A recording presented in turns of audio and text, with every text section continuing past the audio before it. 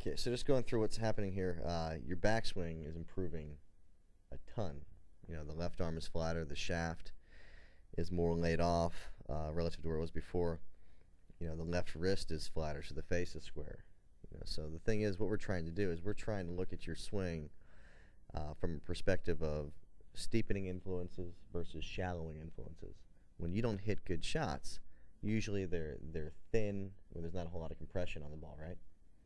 So one of the things that we're doing is we're trying to get your normally slightly open face at the top to, in your case, feel slightly closed, which actually makes it square.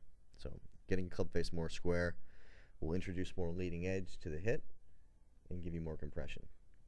The other things that we notice about your swing are that your left leg tends to have a little too much softness at impact, which is actually going to be shallowing the hit, and your head actually tends to drift off the ball a little bit, which also would sort of shallow the hit or add more width to your swing.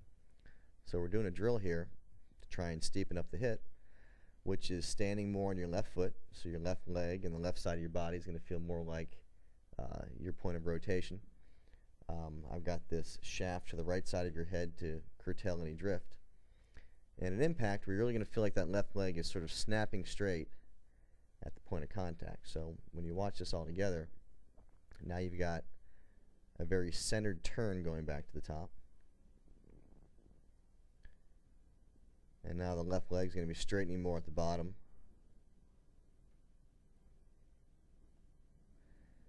And your impact looks a lot more circular with your body than it did when you walked in today. If you think back to our first lesson, you know, your body really didn't move much. Pretty square at impact. You know, a lot of that was due to the fact that you were so steep with your shaft and arm swing that lateral slide and relatively square lower body position with your weight considerably on your back foot, it was all trying to shallow that out. And now that our swing is flatter, you know, we definitely need to be more round coming through from a more centered pivot position. Watch how good this left side looks. And right on plane at the top. Club face nice and square at the top.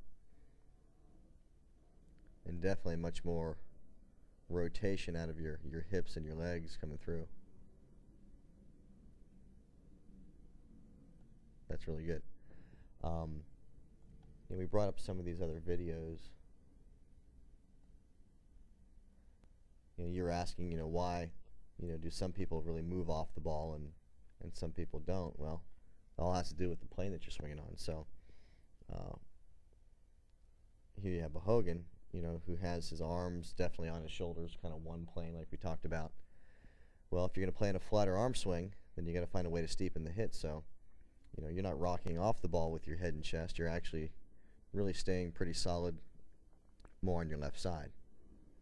And then, of course, through impact, the left leg is going to be snapping straight versus having that, you know, old school Nicholas or Tom Kite or Johnny Miller, you know, knee flex, knee slide. You know, when you look at those old swings, I mean, the old reverse C's, you know, the 1980 style swing, a Kite, a Miller, a Nicholas, a Tom Watson, all that body motion that you see, which is very lateral and also with the body sort of leaning back away from the target, those are all shallowing moves that are working directly in response to someone that's playing on a pretty steep arm swing.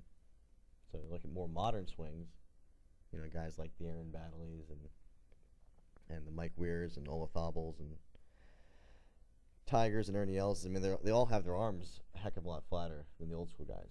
You know, so as a result, you know, the side-to-side motion goes away, and a lot of the lower leg activity goes away as well. Sound good? Looks great.